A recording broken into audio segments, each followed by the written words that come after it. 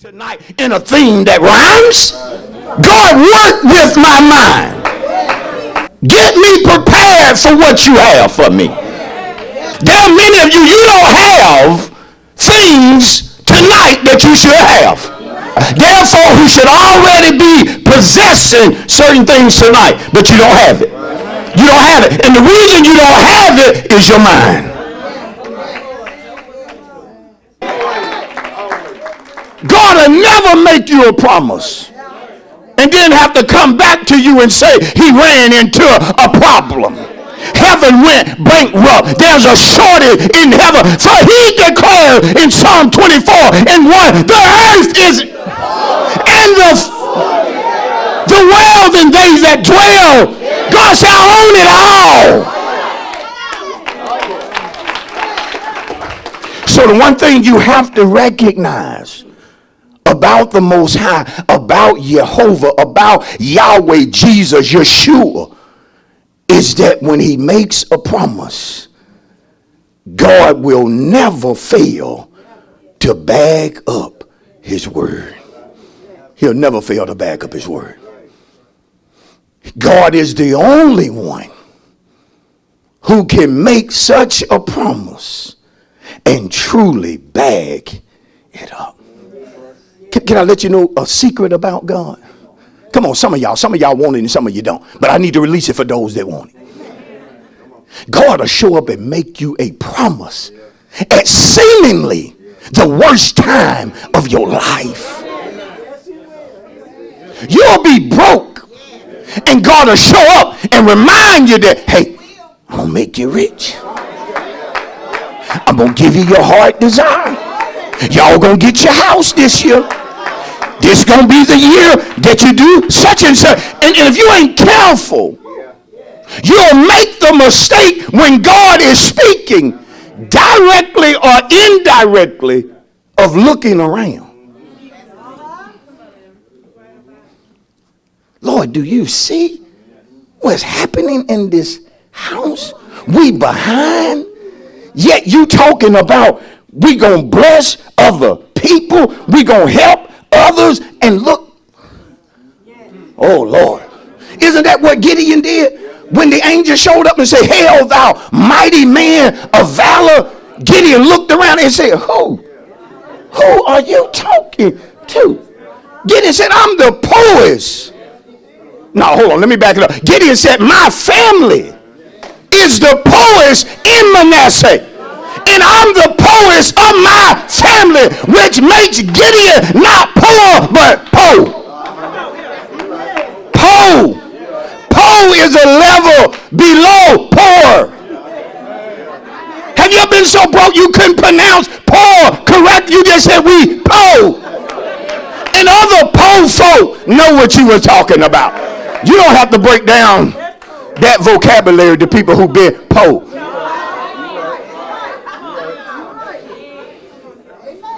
But God made him a promise at seemingly the worst time.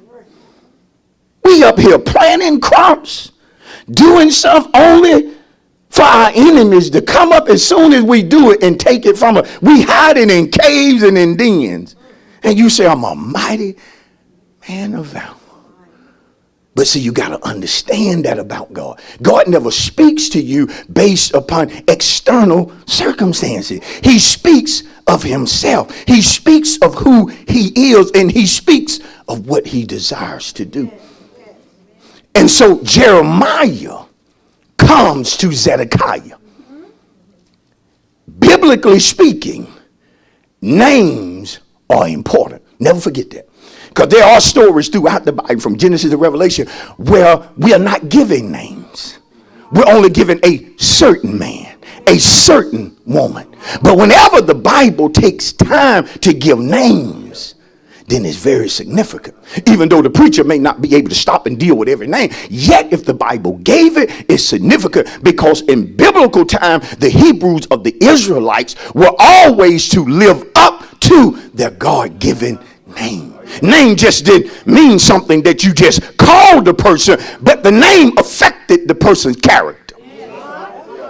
You knew who you was. You knew why you were named what you were named. We might need to go back to that. I said we may need to go back to naming our children things that are significant, things that have importance. I'll preach it. I'll make somebody mad up in here. How you naming your child Mercedes and you don't drive one? Come on, we got to get realistic. This is diamond, but you don't have any.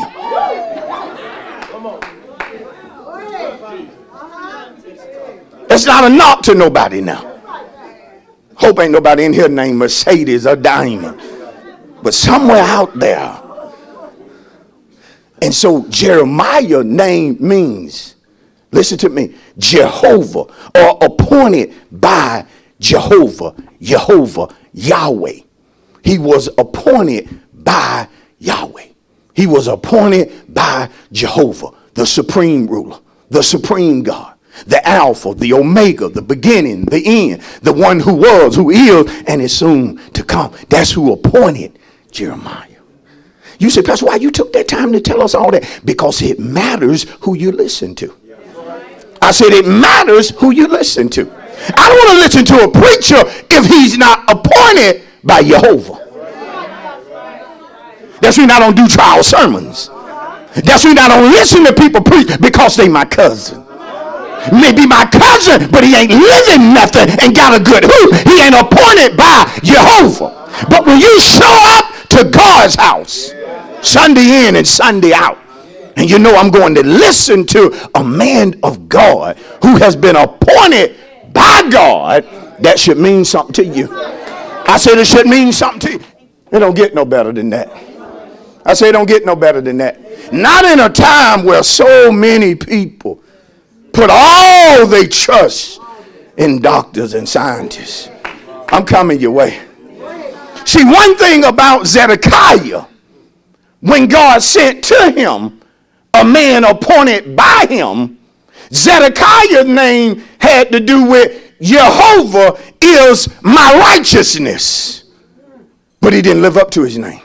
God said a man appointed by him, you should be Jehovah's righteousness. But the word ain't registering with you, Zedekiah. Because Zedekiah is afraid of the Jews who had defected. Let me break this down. He should have took comfort in what God did for Moses and Israel back in the land of Egypt. What you talking about, Pastor? How God said he was coming through Egypt and that he would kill the firstborn of every male child, starting from the throne of Pharaoh all the way down to his servant, even his animals. Every firstborn is gonna die. And nobody could do anything about the judgment that God released upon Egypt. Just like God, though some of you don't like it, is releasing judgment upon this world. And nobody can stop it. You can't legislate God out of what he created. You can't vote God out of what you ain't in charge of. But he didn't want Israel to fear. Y'all ain't getting him. And so he gave Moses instruction for Israel. He said, you tell them to take a lamb, an unblemished lamb, kill it, take the blood and put it on the doorpost. And when I come through Egypt, when I see the blood, see, I don't know what my old saints said, but see, old saints will get happy on you when you talk about the blood. It ain't even got to be the subject, but if you start talking about the blood, an old saint will get up and say, hey, whoa, am I right about it? There's power in the blood, deliverance in the, protection in the. You see, because I'm finna deal with it, because you're still covered by that same. He said, if I see the blood, I'll pass by. What was he saying to him? If y'all obey me, it's gonna be well with you. Death coming all through here, but if you obey me, if I see the blood. What was the blood? The blood represented obedience. If I see obedience when I come through, it'll be well with you. And so it was. I said, so it was. But it didn't remove the fear from King Zedekiah. He was yet afraid of certain men.